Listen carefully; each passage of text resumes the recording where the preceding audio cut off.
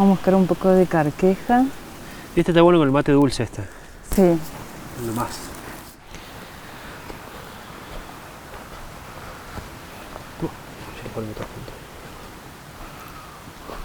Mira, aquí suico. Ahí está, suico. Este está bueno para los parásitos. Sí. Para eso. Es rico el olor, ¿viste? Sí, más fuerte. Después termina con... Y este dicen que, me comentaba un hermano el otro día, que para la época de la pacha a veces se hacía la caña con ruda en vez de con la ruda, que es de afuera, con el suico o con el cachayuyo.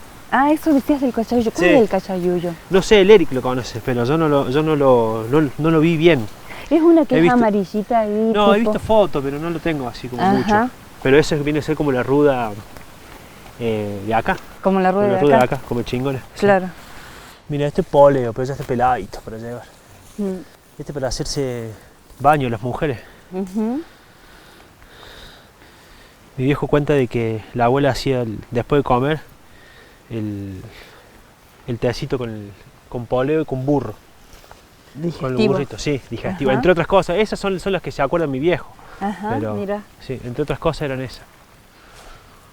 Estamos llegando a la pirca. Una de las pircas. Mira, y acá hay más vira. Bien ahí. Los comichimengones somos así como hijos de la piedra y del río y del agua.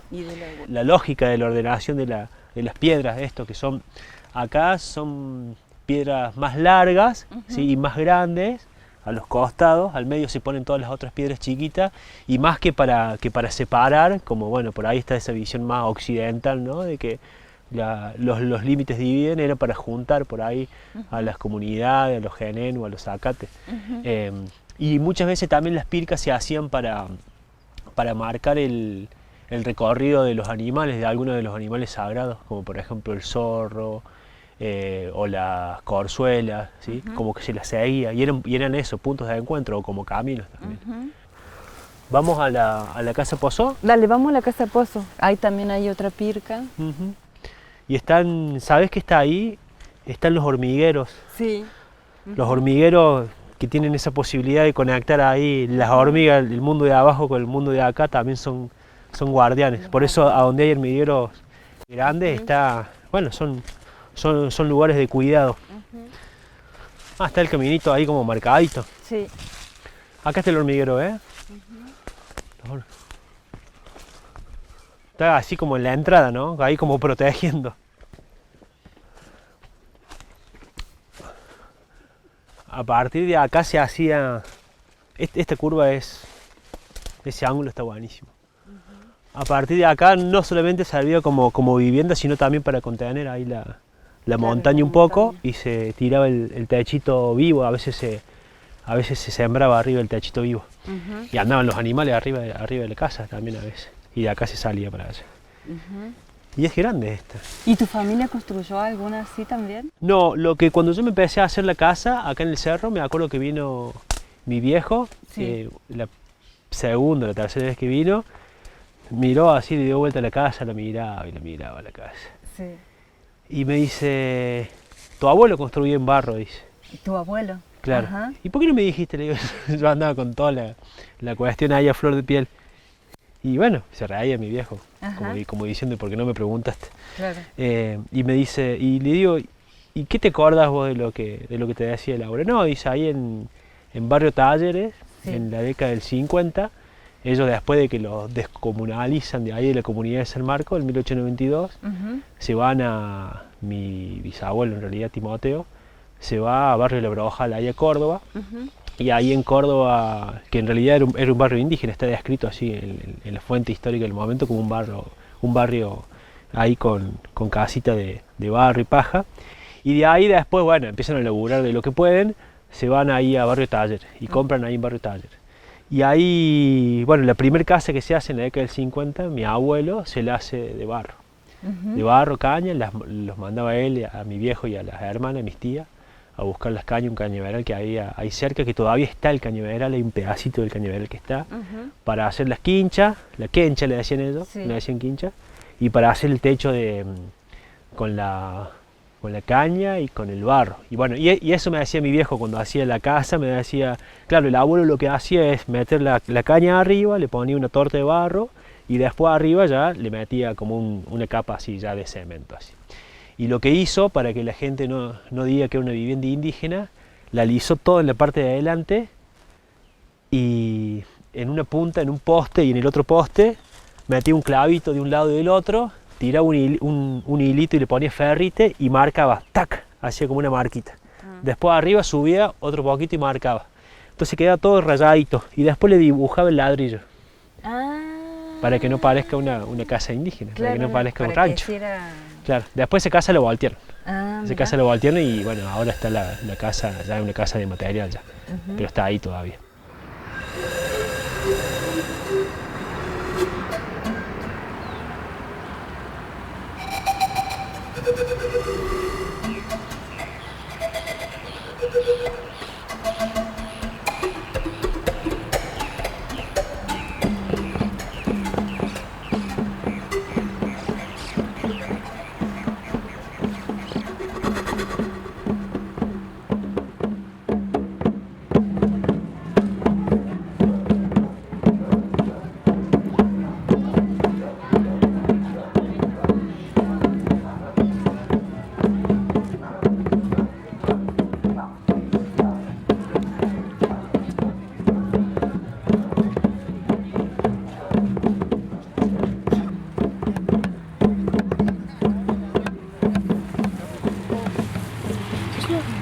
En este lugar donde estamos nosotros parados, nuestros mayores estuvieron acá.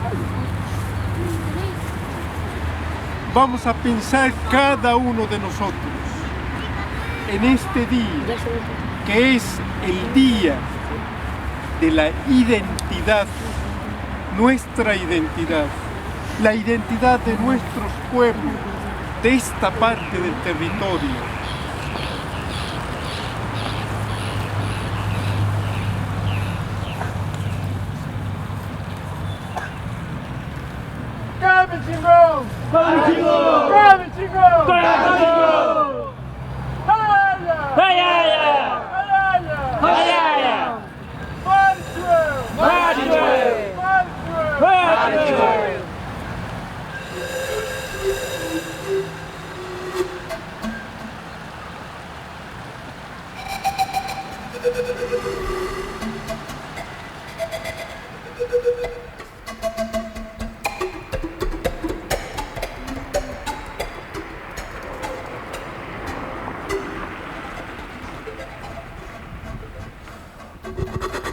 ...48, el 18, vieron que yo soy quinielero, che, todos los 8 están, y bueno, el 58.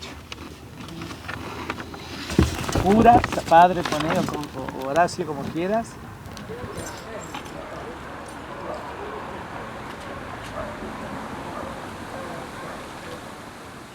Éramos 14 hermanos y a todos nos dijo, ustedes son come chingones. Pero hay que autorreconocerse porque hay hermanos que dicen, no, yo soy español, vengo de España. Y yo con orgullo me autorreconozco lo que me dijo mi papá. Ustedes son como chingones y han tenido en la familia, dice, importantes curacas, casi que decía él. Así que siéntanse orgullosos, no tengan miedo. Y eso es lo que me quedó en mi corazón, ¿no? De decir y no tener miedo a quien me enfrente, decir soy come chingona.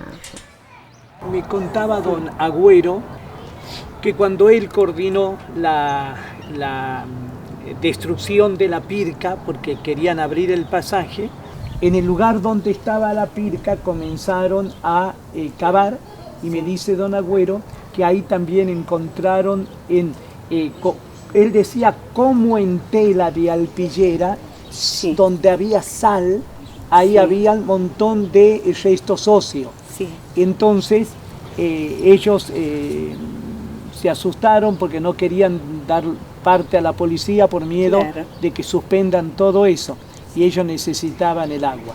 Dice que había muchos huesos en las casas esas que se hicieron, porque no había nada de casa. No, yo así. Oca. Solo doña Liberata me dio con un ojo. Sí. Y doña Liberata era indígena, era aborigen. aborigen. Indígena, sí. Era la madre de Yuyito. De Yuyito, sí. Yuyito. Sí, y bueno, dicen que cuando cavaban para hacer la casa, se encontraban muchos huesos.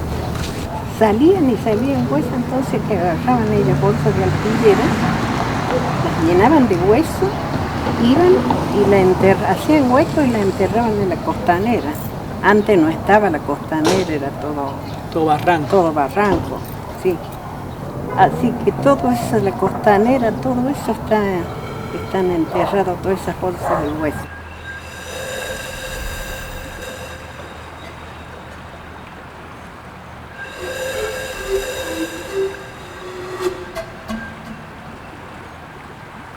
Y mi abuela Mercedes, que no la conocí, ella era la bandera de las monjas catalinas y lavaba la ropa en el río. O sea que ha sido muy importante el río, ¿no? Para esa época, concretamente en 1886, un decreto del gobierno prohibió a las lavanderas del Suquía, que eran del pueblo de La Toma, que siguieran lavando en el río. Sí, fue una de las medidas de represión para desalojarlos de aquí, de este terreno.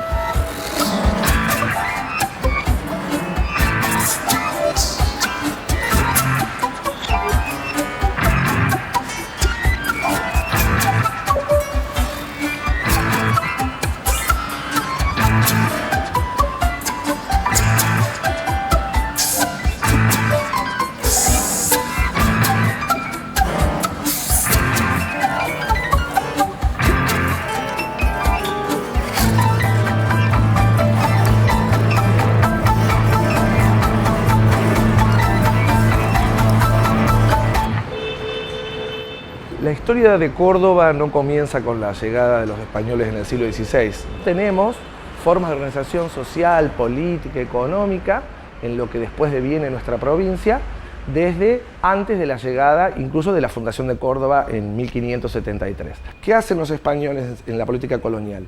Crean las encomiendas, como en otras partes del territorio, que son formas de reducción al trabajo generalmente vinculado a la tierra, pero también van conformando a los efectos de la reestructuración productiva del territorio pueblos de indios. Va a haber muchos pueblos de indios de Córdoba y uno de ellos es el famoso pueblo de La Toma, que se crea en el oeste de la ciudad y se reducen a un montón de indígenas de diferentes grupos que se habían encontrado en Córdoba, pero también sectores no indígenas, pero que van a ser marcados como indígenas dentro de esos pueblos. Negros, que es la categoría colonial, mestizos, y que van a conformar la población de La Toma. La Toma va a tener, como pueblo de indio, existencia catastral incluso, y reconocimiento por parte de la provincia hasta finales del siglo XIX. A finales del siglo XIX van a avanzar sobre los pueblos indios de Córdoba, en el marco de un boom inmobiliario que registra la ciudad y de reestructuración de barrios de la ciudad. Entonces la provincia define que esos territorios ya son anacrónicos, porque la vida comunitaria es fuertemente contrastiva con la propiedad privada, con las formas de parcelamiento de los territorios comunitarios, es anacrónico y no tiene sentido de existencia. Entonces, esta desarticulación progresiva en el marco de las ideas de progreso de la época se asocian obviamente al boom inmobiliario. Hoy sabemos de la voz de las diferentes comunidades, hacia adentro de las familias, de contarse por generaciones todo lo que es la historia de su comunidad, las vivencias, y eso está muy marcado, sobre todo los espacios y los momentos de sufrimiento que los miembros de los entonces pueblos de indios tuvieron que atravesar a partir de que se les expropia la vida comunitaria, o sea, su vida cotidiana criando animales, haciendo huertas comunitarias, podríamos decir, o cultivos comunitarios. Entonces esa vida comunal es un antes y un después en la historia cordobesa y tiene poco más de 100 años. Recién Córdoba habilita nuevamente y reconoce el Estado provincial indígenas a finales de 2015 con la sanción de 2 leyes que son muy interesantes, esas 2 leyes, porque lo que hacen es no solo reconocen la existencia de los pueblos indígenas actualmente y su preexistencia en relación al territorio que hoy es el Estado provincial, sino también habilita una estructura burocrática que es un consejo de pueblos indígenas donde las comunidades pueden participar y colaborar asesorando al poder ejecutivo de turno. Esos indígenas que hoy irrumpen haciendo demandas de reconocimiento son sospechados de truchos, o sea, de no auténticos, ¿no? Esto opera también en otros territorios del país, en Cuyo, por ejemplo, o en el noroeste argentino, donde comunidades indígenas que habían sido oficialmente declaradas extintas, hoy se están volviendo a comunalizar y contrastan con esos saberes hegemónicos que los han desmarcado de la historia del lugar. El tema es que cuando es indígena, por ley que le corresponde, reclama territorios que ocupan ancestralmente, o sea, que ocupa por generaciones, y además hay documentos de que esos territorios que hoy ocupa no le pertenecen en términos comunitarios, pero sí le pertenecieron en algún momento, y se le sacaron, sería bueno que los estados avancen, ahora sí, en el reconocimiento de territorios comunitarios.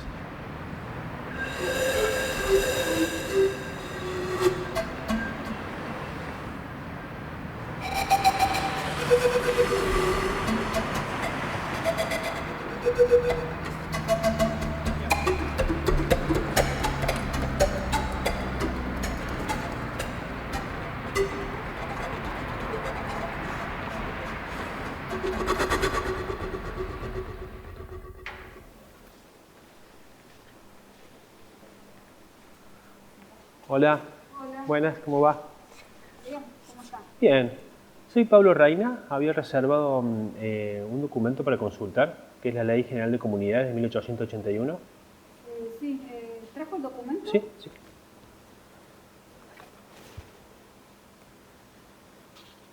Aquí tiene. Muy bien. Pasen por ahí. Sí. La segunda sala, ahí lo pueden consultar. Bueno, listo. Muchas gracias, mi amor. Esta es la ley que les comentaba la otra vez, una de las leyes de expropiación de tierras que creó el Estado provincial en el siglo XIX. Esta es de final del siglo XIX, es de 1881. Hay otra ley que también se puede consultar, que es la de 1885. Las dos hablan de la expropiación de los últimos pueblos de indios. En ese momento existían 6 pueblos de indios, entre los que estaba La Toma y los que estaba San Marcos, entre otros. Y bueno, le habla principalmente de la ocupación, que es una palabra así como muy fuerte, que estaban haciendo las comunidades en el territorio, sí, como si las comunidades estuvieran ocupando territorio que no nos corresponde. Claro, tal cual. Que es increíble que tengamos que venir acá a recuperar partes de nuestra memoria. Pensar que acá es donde se empieza a plantear esto de la propiedad privada y el territorio deja de ser, digamos, parte de nuestra identidad. Fíjense que es del 81, o sea, 2 años después de que se inicia la conquista del desierto, entre comillas, claro. Dice en el artículo primero que se autoriza al Poder Ejecutivo para poder hacer mensura las tierras, y acá está la palabrita esta, ocupadas por las comunidades de indígenas en todo el territorio de la provincia. Ese es el artículo 1. Han existido como reductos que han quedado sierra adentro, en el alto, como sabes nombrar siempre la zona de Chilín, en la zona ahí de Santa Teresita, detrás de sierra. Gente que ha tenido tierras en común y que este proceso lo vivió ya durante el siglo XX, ¿sí? como es el caso de ustedes. Sí, en general, están viviéndolo. Claro, o lo están viviendo en la actualidad, sí. Porque hay tierras comunitarias todavía. Sí, tierras comunales. La lucha hoy presente de muchas de nuestras comunidades tiene que ver con visibilizar la lucha hoy. Romper con esta cadena de que lo indígena pertenece a un pasado lejano y al mismo tiempo tiene que ver con esta desconstrucción que tenemos en este consciente, en esta cuestión de que lo territorial está totalmente vinculado a la cuestión de propiedad privada, ¿no? Y que digamos que hoy nuestras comunidades estamos tratando de colectivamente construir esta idea de que territorio tiene que ver con el territorio cuerpo, con el territorio que habitamos, con el diálogo que mantenemos con el territorio, que somos parte de ese territorio, y no que tiene que ver con una cuestión de pertenencia. Y lo que se instala acá es la propiedad privada liberal en términos capitalistas. Todas estas otras nociones quedan por fuera.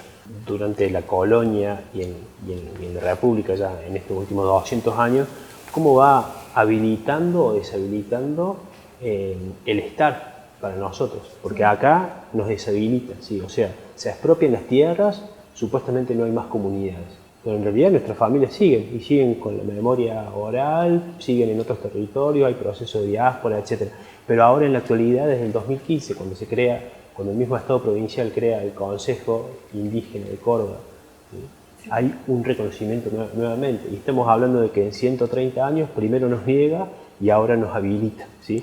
Y hay que discutir en qué términos nos está habilitando estar ahora el Estado. Acá nosotros tenemos mucha información de cómo se nos vio, de cómo se nos construyó desde ese imaginario, pero que no tiene que ver con lo que somos hoy en el presente. Hoy nosotros tenemos que tener dentro de las comunidades abogados, tenemos que tener historiadores, tenemos que hablar ese mismo lenguaje. Sí, sin olvidar nuestra raíz, que es la comunidad y la espiritualidad que tenemos, porque si no, no podemos. Como después todo esto también fue reafirmado desde las ciencias con el evolucionismo, con las ciencias naturales, sí. Porque hoy muchos cuestionamientos en contra del originario tienen que ver con ese biologicismo y ese purismo en la sangre, como si existiera un ADN. O en los fenotipos, ¿sí? Como si hubiera en el mundo algún pueblo puro. No existe ningún pueblo puro. ¿Por qué nosotros nos tienen que parir puros siempre? Y sabemos que la identidad tiene que ver también con construcciones que se van haciendo y no con lo biológico.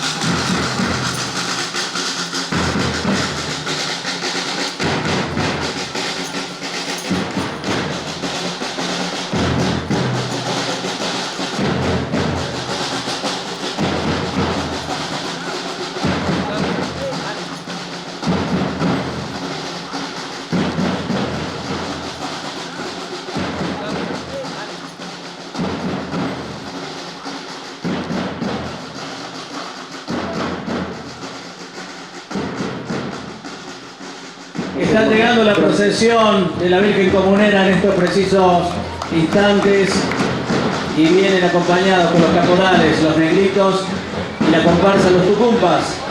Aquí vienen, nos ponemos de pie y hacemos un lugarcito al medio para que pasen o a los costados.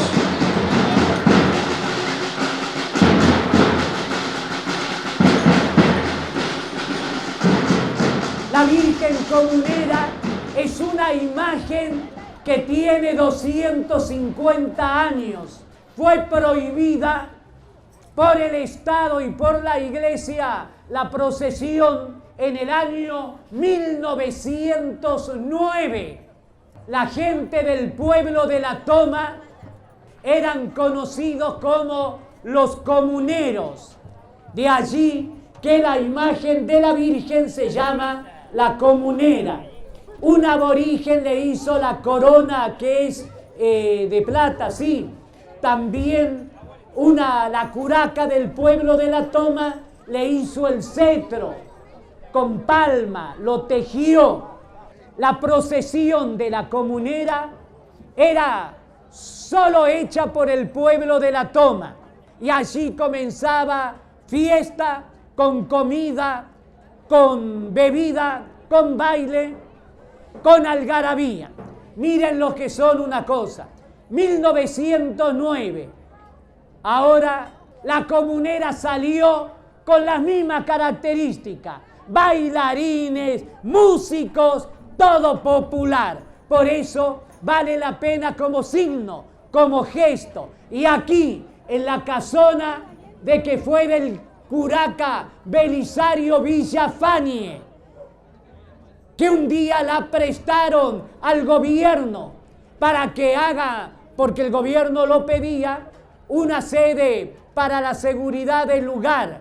Pero en 1982 el gobierno militar la expropió, pero en realidad no fue expropiación, fue apropiación, porque en una expropiación se paga. Aquí no pagaron nada, se la quitaron. Por eso ahora el pueblo de La Toma pide, reclama un acto de justicia, que se la devuelvan. El sentido común dice que lo que se presta debe devolverse. El gobierno tiene que devolver esta casona. Un día se lo prestaron, hoy se la están reclamando.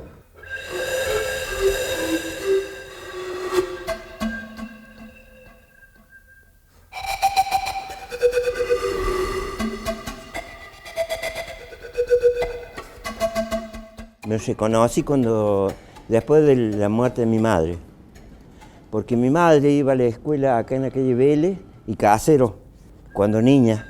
¿Y qué hacían? Le pegaban, la maltrataban, india piojosa, de esto, lo otro. Que optó por guardarse, no pudo estudiar, aprendió a leer y escribir, y cuando nosotros fuimos a la escuela, ella aprendió a leer y escribir. Le vamos a pedir a los abuelos de los 4 puntos cardinales que nos acompañen. Vamos a pedir a los abuelos del sur, convocamos a los abuelos del este, a los abuelos del norte,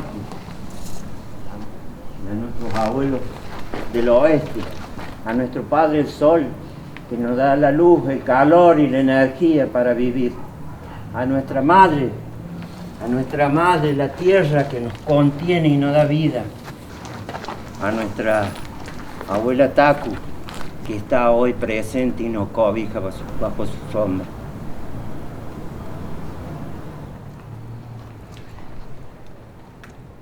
Hoy en día no existen más los aborígenes en Córdoba, no hay más.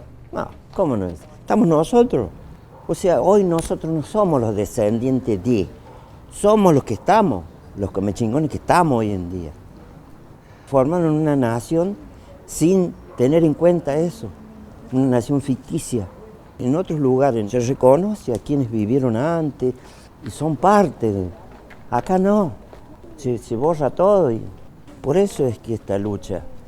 Estoy por reivindicar a mis padres, a mis ancestros. Para eso estoy acá.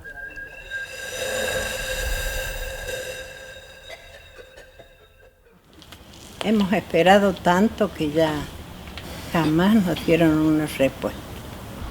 Un centro cultural, como lo quieran llamar, pero que sea la casa de los comechingones. Que nos reunamos, el pueblo aborigen, ya que nos han sacado tanto, que nos devuelvan algo. Esto sería bueno que nosotros logremos ir recuperando nuestra cultura, ¿no es cierto? Y además este lugar va a servir para que reafirmemos nuestra identidad como pueblo originario camechingón. Lamentablemente también hoy en día los petroglifos, los morteros, las conanas, la pictografía, los lugares sagrados, ceremoniales, los lugares funerarios, hoy lo están usando para el comercio turístico y va mucha gente sin saber qué significa cada lugar de eso. Ahí está la historia de nuestro pueblo. Tejidos ancestrales, los que trabajaban con las lanas, con los hilos. Los tejidos son los libros que la colonia no pudo borrar. Y es tan cierto, ¿no?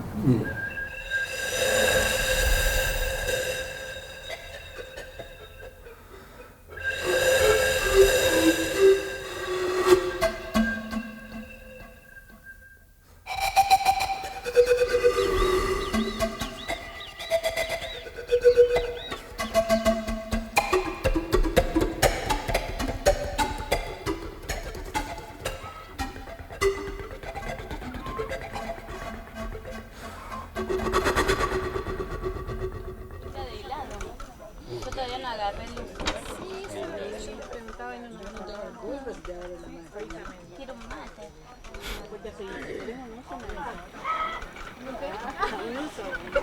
Ahora la paso. No lo sé. ¿Qué? Bueno, pero ahí se llenó. Yo dejé todo provisto, faltaban esas cosas. Que si igual me lo voy a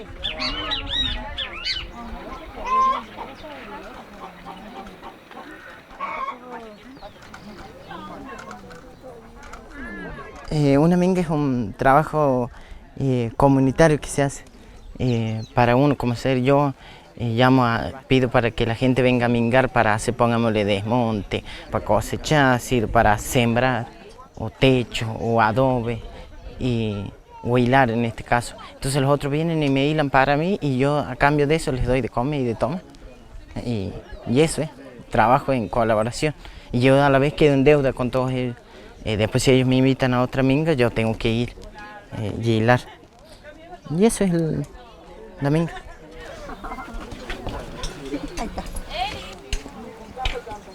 Un aplauso para el anfitrión, acá.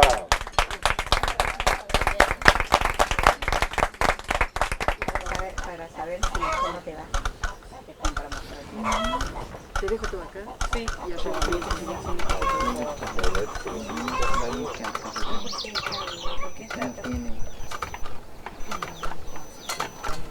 qué linda lana.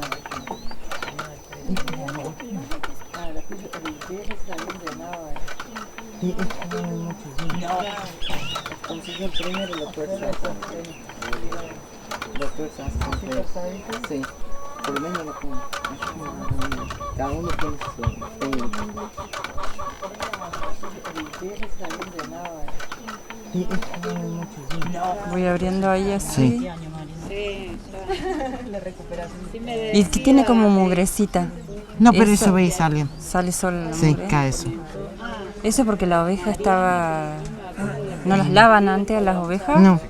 Se la... Tenía pija, algo de eso. Y a la oveja se la... No se usaron estos. ¿Cuándo se la...? Esquila ahora para el Esquila. verano. Nosotros acá esquilamos 2 veces al año, pero acá, por lo menos yo y la Rosa, que es acá en la sierra, de pocho 2 veces al año. Pero hay un otro lado donde no se la esquila una sola vez. De esquila de verano y esquila de invierno hacemos nosotros. ¿Y el animal, cuando las matas a las ovejas también las esquilabas? No, porque ahí se usa para hacer pellón. Y tiene que estar la oveja sin esquilar. ¿Cómo es? Para hacer pellón, cuando carnemos las ovejas grandes, están sin esquilar, para hacer pellón. ¿Qué es el pellón? Uno que va en los aperos, ya después. El cuerito de oveja. Ah, el cuerito de oveja. Pero tiene que estar sin esquilar la oveja. Y tiene que ser grande la oveja de edad. ¿Puedo mezclar acá? Sí. Y no puedo enganchar No, todavía. se llama, ¿cómo se llama? ¿O ya está? Que venden en la ruta. Más o menos. No, ese es el cuero, no. El cuerito. Sí. Pero la oveja está muerta ahí. Claro. Y le saca el cuero. Sí. Ah. Claro. Pero acá le sacan el cuero a los vivos también. Caminando la pobre oveja. Claro. Claro, eso, en realidad Perdiendo eso es cuando es sin cuero, claro, es sin... Sí. Bueno, con ser esos pedazos que te quedan ahí se usan para rellenar el pellón. Como se esquilaba una cosa y Sí. cuereada es Es la otra, claro. Ahí va. Para que se coja tiene que ser así. Primero se hace el nudo que queda atrás de enrosque en la mano, para que no se saque. Me extraña, mi hijito, que un hilandero como usted haga esa clase de rosca. No, mira, ya ve cómo coge. ¿Ve? No. Y solo... Acá tenemos una maestra muy exigente. Dame la lana, te digo cómo se hace la rosca.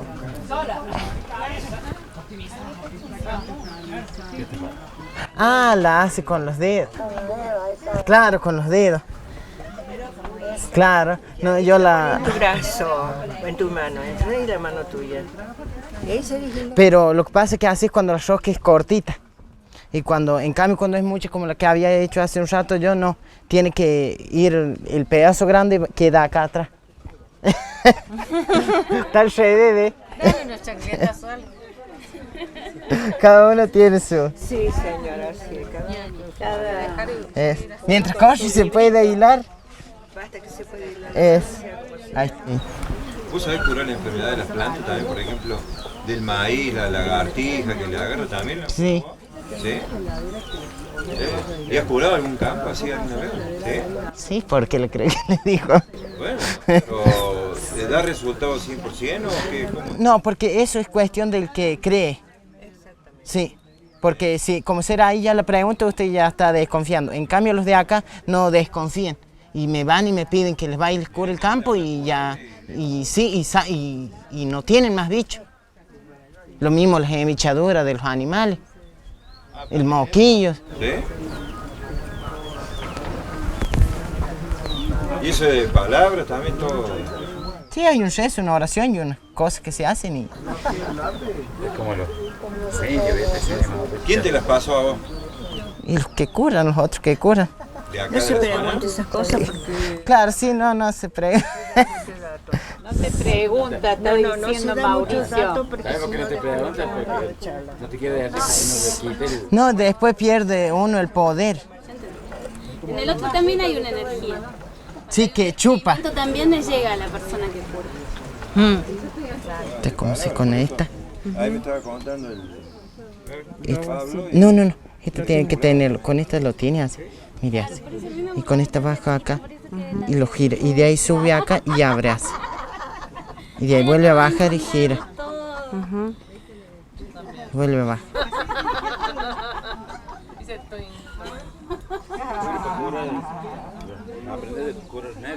Y no se tira mucho, es como apenita No, tirar. apenita para que no se corte. A ver, eso voy tirando. Pero parece que lo vamos a bajar.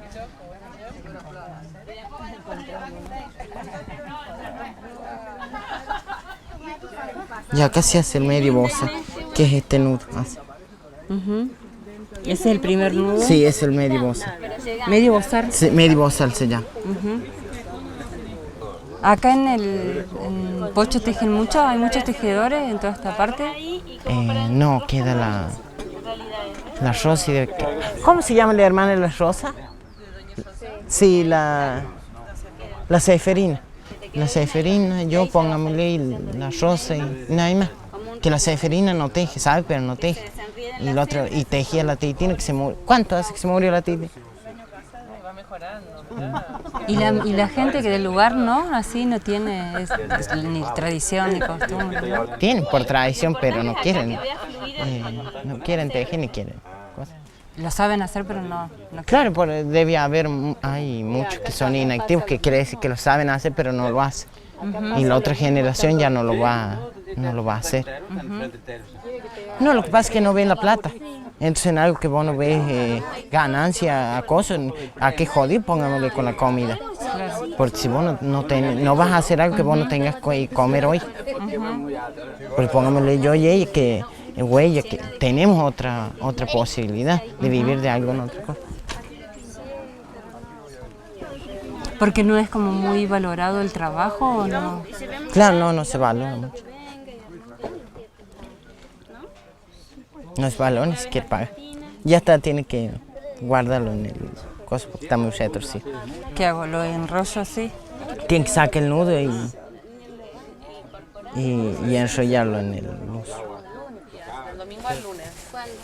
¿El que viene? ¿Esas son teñidas así? No, es teñido natural. Sí. Del gato Domínguez. ¿Eso lo hiciste vos, Eri? Sí. Está muy El bien. gato Domínguez. ¿A dónde es eso? ¿Con qué teñiste esta parte? Con suico es eso. ¿Este es suico? Sí. ¿Qué queda así? ¿Y este naranja? Chilca. ¿Chilca? Sí. ¿La flor o la...? No, la rama, la planta. La planta misma entera. Mira qué hermoso cómo queda. Claro, este es chilca. ¿Y este de qué es tan finito? Llama. Ah, esta es la de llama. Sí. Y esta es natural así. Qué suavecita.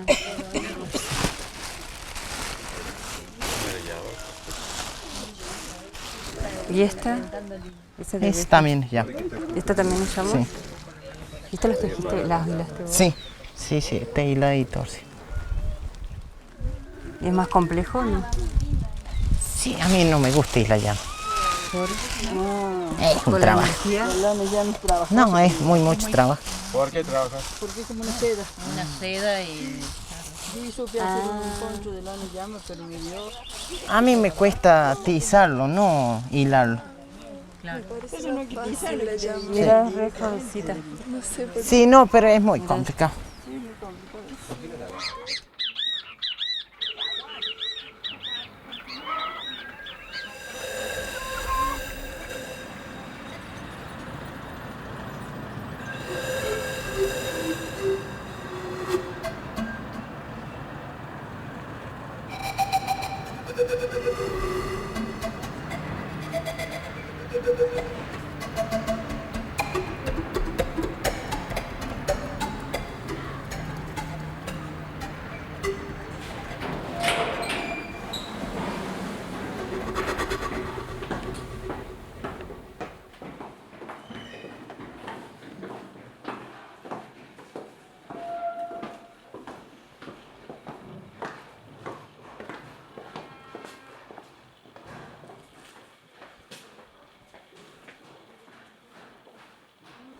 Es interesante pensar cómo estas materialidades que vemos a nuestro alrededor y que son en números de a miles, que se encuentran bajo resguardo y cuidado en el Museo de Antropología, en la reserva, cómo responden a distintos modelos de ciencia que se han sucedido en el tiempo. En un primer momento, durante varias décadas, el modelo de ciencia dominante, no era el único, pero digamos era el paradigma predominante, tenía que ver con el coleccionismo de piezas enteras.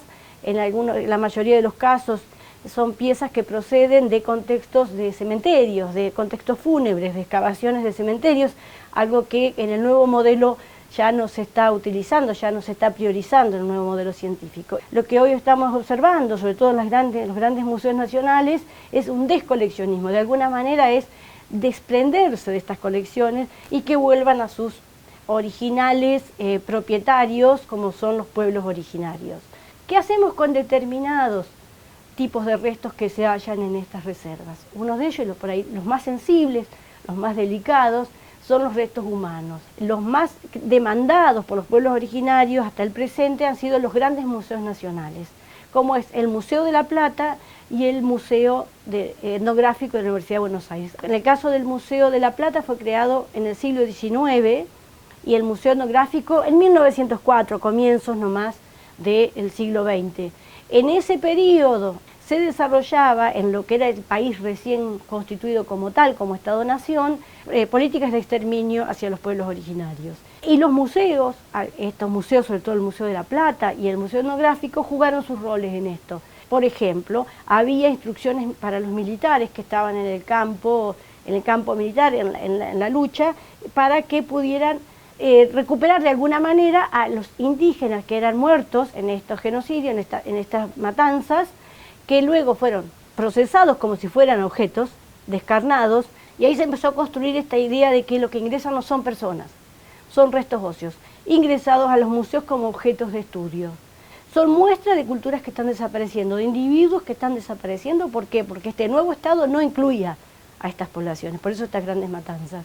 Se les sacó el cerebro por un lado, se sacó el cuero cabelludo por otro, los huesos por otro lado, fueron exhibidos hasta los años 40 y que a partir de los fines del 80 fueron reclamados por sus comunidades para que sean devueltos. Los pueblos originarios han sido fundamentales, centrales en movilizar no solamente a sí mismos como pueblos y organizándose y pidiendo su reconocimiento estatal, sino también originando en el ámbito académico profundas polémicas, profundas reflexiones que han hecho que hoy muchos de nosotros, que antes a lo mejor pensábamos de otra manera, hace unos 20 años atrás, 15 años atrás, nos hayamos replanteado esto, al punto que existen códigos de ética en el marco de la arqueología, de la antropología biológica, o también está cada vez más extendido el consentimiento libre, previo e informado para cualquier acción antropológica en el campo, ¿no? O también en los museos, que implique siempre hablar de ese otro que ha construido la antropología como su objeto de estudio, y dejar de pensar en huesos y pensar en personas.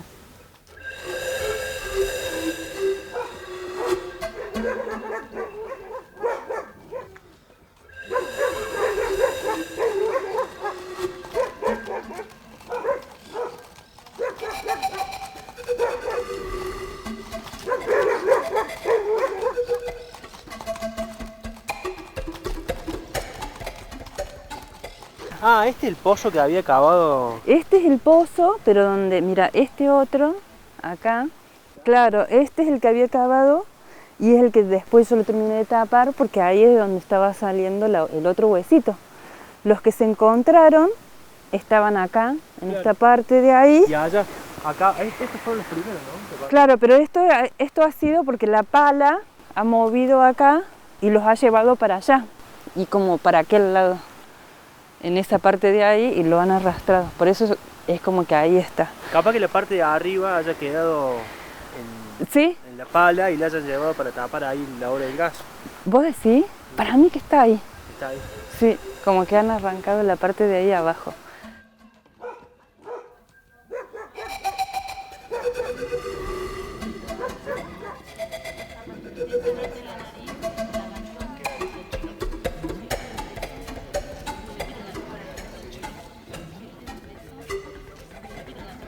Muchos vecinos acá de Agua de Oro, de todas las comunidades del interior, daban cuenta de esto, del hallazgo que se hacía de forma fortuita, así, sin buscarlo, de restos humanos. A diferencia del otro hallazgo, acá fue mucho menos, muy poquitos huesos, cerámica, como dijo la compañera, y huesos de animales. Fueron cambiando las ideas en la propia academia y en las comunidades con las cuales uno trabaja respecto a ese tema muy puntual que son los restos humanos, ¿sí? En un primer momento, cuando empezamos a trabajar con Mariela hace 15 años, eran patrimonio. Muchas veces se lo sigue hoy diciendo como de valor patrimonial, eso lo habrán escuchado, ¿cierto? Sí. En donde hoy es, en el pueblo La Toma, donde hoy es el Antigal, se encontraron unos restos ahí y se hizo una investigación. No sabemos realmente, pero se habla de 3.073 años de esos restos. Todavía no tenemos el permiso porque pensábamos que podíamos hacer y divulgar eso, pero no, porque nos va a pedir la provincia, nos va a pedir la nación, y esos restos nosotros queremos volverlo al lugar. Entonces tenemos que tener el protocolo legal de información. La comunidad lo tiene los restos. Y además hay otra cosa, nosotros estamos reclamando la devolución de una casona, que en el patio de esa casona hay un algarrobo que es prehispánico, tiene 600 años, y no lo queremos declarar patrimonio porque hasta que no nos devuelvan la casa, o sea, no, si lo declaramos patrimonio, o sea, pasa a ser del Estado. En cuanto a comunidades originarias, hay una conexión muy profunda cuando el espíritu de los lugares, los tiempos, los árboles te cuentan. Como el algarrobo abuelo que está ahí, que si hablara la historia, y hay seres sensibles que saben escuchar lo que ese abuelo tiene para contar, otra sería la historia que podríamos narrar. Pero quizás también es como ella decía, como una necesidad misma quizás de defensa de la tierra, del ambiente, de todo, es como que antes tal vez no era necesario, digamos, porque estaba preservado y cuidado. Ahora con todo este avallamiento inmobiliario y todo, es como que bueno, hay una necesidad porque está en riesgo. Entonces el lugar mismo se está defendiendo. Históricamente, en los últimos 20, 25 años, todas las luchas indígenas que se han planteado por fuera del Estado costó mucho. Entonces uno entiende que, a ver, nosotros como pueblo indígena tenemos dos enemigos históricos, si se quiere, la Iglesia y el Estado, si lo queremos plantear en esos términos. pero el Estado nos permite, digo, mediante esta legislación, nosotros sabemos que es el Estado, sabemos lo que es la Agencia Córdoba Cultura, que hay partes que son privados, Córdoba es como muy particular en esa cuestión, pero entendemos que es la estrategia como para poder en el pueblo generar conciencia y decir, no, bueno, se está utilizando un camino legal, porque hay una visión legalista de la vida, o una visión muy estadocéntrica de la vida, si se quiere, que si nosotros nos plantamos solos, ¿sí? Digo, un extremo, ¿no? Como han hecho otras comunidades, se acerca el territorio, se hace una ocupación ancestral en ese lugar, ¿cómo va a ser la visión de los vecinos y las vecinas? ¿Qué van a decir?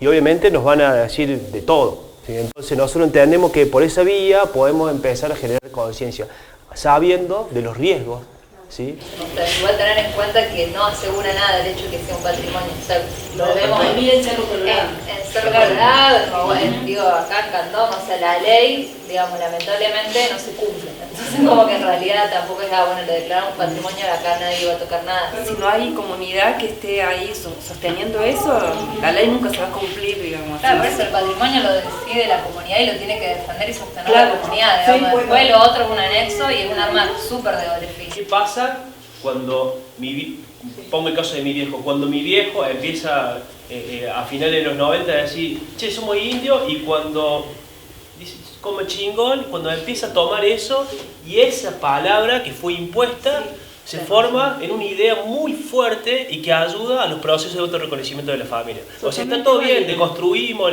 sí, son cambianos, son como chingones, cami chingón, lo deconstruimos, pero hay que tener ojo, porque ahí también hay una fortaleza, ¿sí? Porque uno cuando ha visto a los viejos, a los abuelos, tíos, incluso yo a mis primos que recién ahora están como cayendo con un par de cosas, dice come chingón, y hay como un orgullo. Y bueno, y yo voy que por ahí, yo estudié historia, tengo un poco más de herramientas como decís vos, pero decir, bueno, pero también fue una imposición colonial, qué sé yo. ¿Qué importa? O sea, sí, dice como chingón. O sea, entonces, ojo, porque esta deconstrucción también, digo, puede, o sea, es como un arma de doble filo también, porque uno encuentra también la fuerza ahí, en el nombrarse. Sí, es la resignificación histórica también que se da ese nombre. Yo no soy miembro de la comunidad, pero estoy muy interesada en el tema y lo que veo en otros vecinos, tanto de acá como de Agua de Oro, es un inmenso prejuicio. Son pseudo indios truchos y que vienen a hacer acá, una descalificación absoluta, yo la escucho todos los días. Entonces me parece que está bueno como salir un poquito con más información, o sea, la gente no es muy permeable a este tipo de información, es más de ponerte la cruz y desacreditar, digamos. Yo recibí particularmente ahí una persona que me decía que estos habían ido a poner huesitos ahí, que yo tengo mi lote, lo compré, y yo quiero hacer mi casa, y ¿por qué no voy a hacer mi casa? Y decirme que ley me impide, o sea, la propiedad privada está vigente, y yo compré ese lote y quiero hacer mi casa. Y acá me plantaron unos huesitos para que yo no haga mi casa. No, pero no pasa por ahí, me parece que está desde otro enfoque, no pasa porque no creen. Que hubo una presencia del pueblo originario es más que obvio, es más que evidente. El gran desafío que se le presenta al pueblo originario es la supervivencia, es el sobrevivir, el defender su lugar. Pero eso lo van a conseguir con consenso, hablando. Es muy importante esta reunión, porque también hay mucha gente que tiene derechos adquiridos sobre esta tierra, que no está mal, no, chicos, que no está mal, que tampoco está mal. Porque obviamente a ellos hubo leyes en su momento que le dieron esos derechos, ¿está? Y eso no lo hace tampoco ni buenas ni malas personas. No. Ese terreno, antes de tener dueño, alguien llegó y dijo, esto es mío. Y se lo quitó a quien enterraba ahí. Te lo vendió a vos. Bueno, te tocó a vos. Que te vendieron un cementerio, ponele. Bueno, ¿lo respetás o no lo respetás? Claro. Está bien, bueno, pero... Después, no sé, ¿podemos reclamarle a quien reclama lo propio? La ley protege el patrimonio, por eso estamos acá en una instancia de legalización de esto, no hay una cuestión de forzar las cosas. O sea, ¿es triste para esa persona encontrarse en esta situación? Sí, puede ser, pero a ver, existe. El tema es qué se hace hoy con eso. O sea, hoy estamos hoy acá. Entonces, bueno, si realmente valoramos a esos pueblos que vivieron acá, valoramos la historia y desde qué lugar nos posicionamos, digamos, porque si estamos reconociendo todo eso, bueno, entonces el dueño del terreno tiene que de alguna manera ceder y reconocer que, bueno, que más allá de que te tocó la mala suerte de que es ese terreno, ¿no? se tiene que llegar a un arreglo porque hay una ley que ampara los derechos de los pueblos originarios. Esa persona pero quiero terminar de buena fe, no es que vino... Está, pero digo, digamos, el poder que nosotros tenemos en este momento y la oportunidad histórica que nosotros tenemos en este momento es de posicionarnos. Lo que sí hay que buscar un acuerdo, porque también hay gente que digamos que le han dado derechos, así como los pueblos originarios también tienen sus derechos y lo tienen que obtener. Uno no está diciendo que no. El tema es que acá, bueno, hay dos intereses contrapuestos. ¿Cómo hacemos para solucionar este tema? A mí me parece bárbaro eso. Lo que sí hay que historizar un poco. Los derechos que nosotros hemos logrado ha sido con mucho dolor y con todos estos prejuicios encima. El derecho a la propiedad privada se instaló muy fácil. Muy fácil. Me parece que acá se juega algo mucho más importante que el tema económico, que es el tema de la identidad. Porque no es lo mismo de decir mi bisabuelo era como chingón, a decir mi abuela era italiana o siria, como que el peso es como en nuestro país es donde, digamos, donde seguramente que más del 50% se tiene sangre indígena. Entonces como que acá está en juego eso, me parece. Pero si nadie te discute eso. No, yo creo que sí, que lo que se discute precisamente es eso. En número no sé si hay un genocidio mayor que el que se hizo con los indígenas en América. Entonces resulta que, empiezan a aparecer huesos acá, o empiezan a aparecer huesos allá. Estoy diciendo, bueno, en toda esta provincia, pero todo eso se negó sistemáticamente, solo hace 20 años se habrá empezado a cambiar el paradigma histórico. Entonces a mí me parece que lo que se juega acá es quizás un problema de nuestro país, ¿no? De nuestra identidad y de la negación constante. Una vez una señora me dijo, no, porque los comechingones eran así, así, así. Y yo pensaba por dentro, digo, ¿tiene nada que ver con mi viejo? ¿No tiene nada que ver con mi abuelo lo que me está diciendo esta señora? ¿De dónde sacan esas cosas? ¿No? Pero es como muy violento, ¿no? Porque uno se siente re violentado cuando te vienen a decir, esto es lo que hacían ustedes. O sea, a mí me sale el insulto de adentro y digo, bueno, sí, chao, o sea, mi viejo nunca hizo eso, o sea, mi abuelo tampoco nunca hizo eso, no tiene nada que ver eso, ¿no? Entonces hay que deconstruir esa imagen, ¿no? De lo tan acartonada.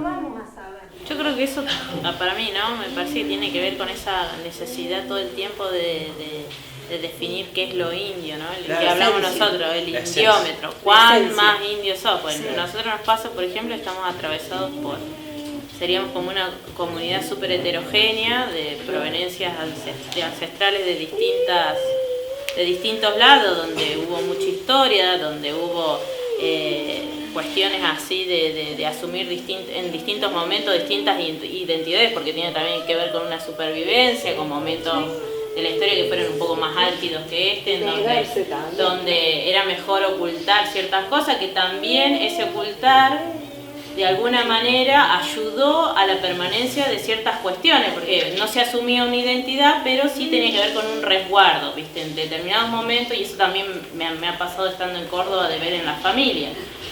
¿Cómo se asume la identidad? Y bueno, creo que tiene que ver con esto de posicionarse, y me gustó lo que decía él de la cuestión de tomar la identidad y poder nombrarla, y ese nombre, aunque en algún momento significaba vergüenza o significaba o lo impuso la lengua española, tomarla y resignificarla y usarla hoy como una forma de sostener la permanencia. Mirá, no somos todos blanquitos, por decirlo de alguna manera, sino que tenemos una historia, y esa historia tiene muchas cicatrices, y estamos tratando de alguna manera de sanar esto que pasa con los territorios, y que pasa con los cuerpos, y que pasa con las formas de identificarse. Y sanar la historia de la familia.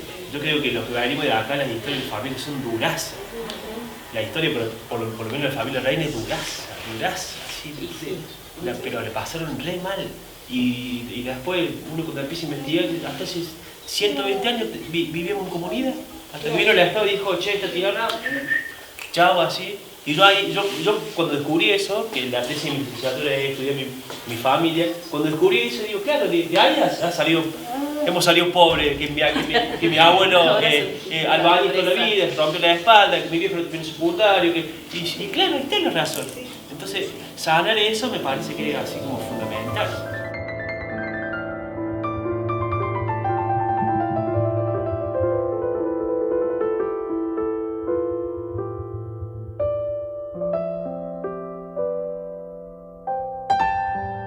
Esta mañana lo veía y le decía que él me ha amparado siempre y que me da la impresión que él me quiere abrazar. Yo lo quiero mucho y siempre me dio leña para el fuego que hacía falta. Por eso lo quiero. Porque uno muchas veces te pone en la sombra, piensa cuánta cosa. Y es como si él la comprendiera, un amigo, claro. Uno tiene que cuidarlo. Muchos dan su fruto, todo. Él también daba algarroba. Se habré comido algarroba blanca. Bueno, él habrá querido vivir como yo. Muchos años.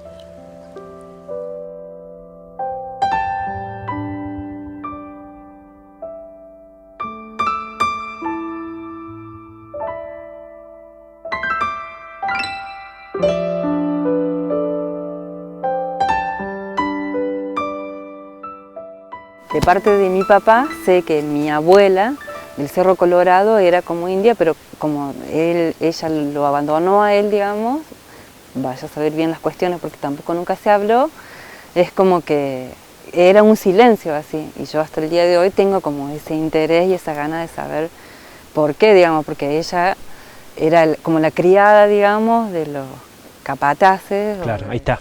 Y al ser la criada era como que, bueno, había dos capataces y como que también la identidad de mi papá, ella nunca supo de quién era hijo o del padre, digamos, pero sí de esta mujer, digamos. Y a mí siempre como que el Cerro Colorado es una cosa que me es fuerte así, desde que lo conozco y no entiendo, no entendía ni nada, pero siempre como que, che, vamos a algún lado, vamos al Cerro Colorado. ¿Y cómo te encontraste en el monte acá? Porque yo cuando te conocí a vos era así, te vimos, en realidad con el Romy te vimos y dijimos así, salías con una ramita de piquillín ahí a defender los morteros, así, guerreraza. Ajá. Te juro que no así de, ni le escucho la motosierra ni nada, es como que me levanto y ya... ¿Por qué estás cortando el árbol? La defensa. La defensa, sí. Y después como que aprendí, bueno, tampoco tan así como con la ramita, pero bueno, primero la palabra, si hay una intención del otro, es como que bueno, ahí vamos, y si no, bueno, te cabe el cachetazo, hermano. Es una reacción, consecuencia también de que te están invadiendo, sí, ya sea el espacio, el pensamiento, el espíritu, lo que sea. Son 500 años de sufrimiento, nosotros sabemos lo que es, que cada una de las familias guardó mucho el silencio, es más, se ha cortado la lengua por hablar, la lengua. Se han suprimido un montón de formas de, bueno, la cuestión de la medicina, prácticas cotidianas, así como que la han coartado. Y digo, todo eso también como que genera, sin duda se acumula adentro y llega un momento en el que tiene que salir. Y a vos te llevan mucho los sueños también, ¿no? Y como que siempre tuve muchos, sueños, pero no los podía compartir porque...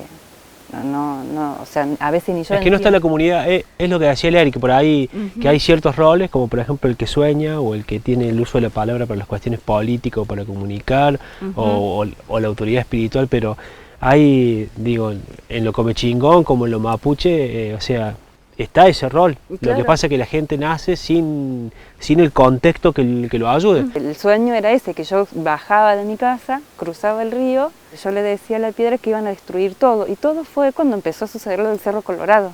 Claro. Cuando empezaron a extraer los cuerpos del Cerro Colorado ahí. Sí, tenés razón. Y yo le decía eso a la piedra, y como que la piedra, así toda arrugada y toda vieja, me decía que no me preocupara, que iba a estar todo bien, que ellos estaban haciendo lo que tenían que hacer y que ella también iba a hacer lo que tenía que hacer.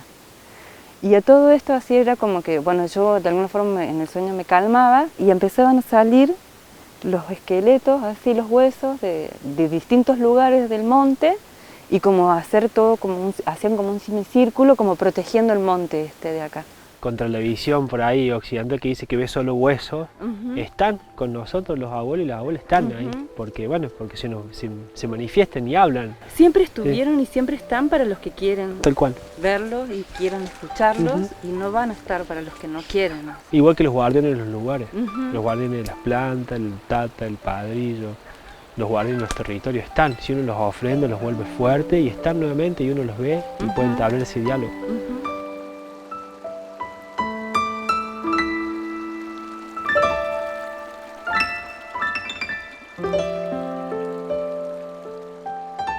Yo lo que entiendo que hicieron los abuelos y los bisabuelos era guardar el silencio como una forma estratégica. Sí.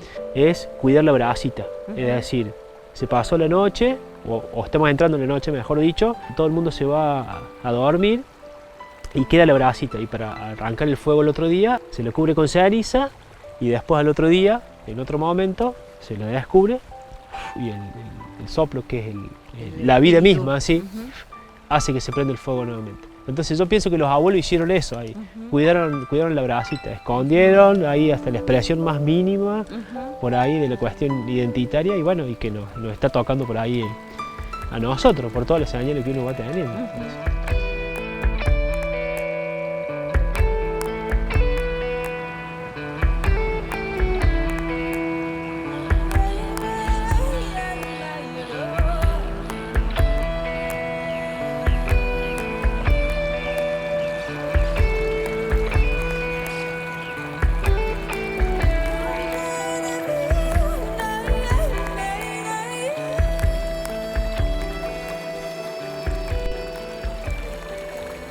Y debemos recordar siempre que somos parte de la tierra y no dueños de la tierra, porque ella nos contiene y gracias a ella tenemos esta vida.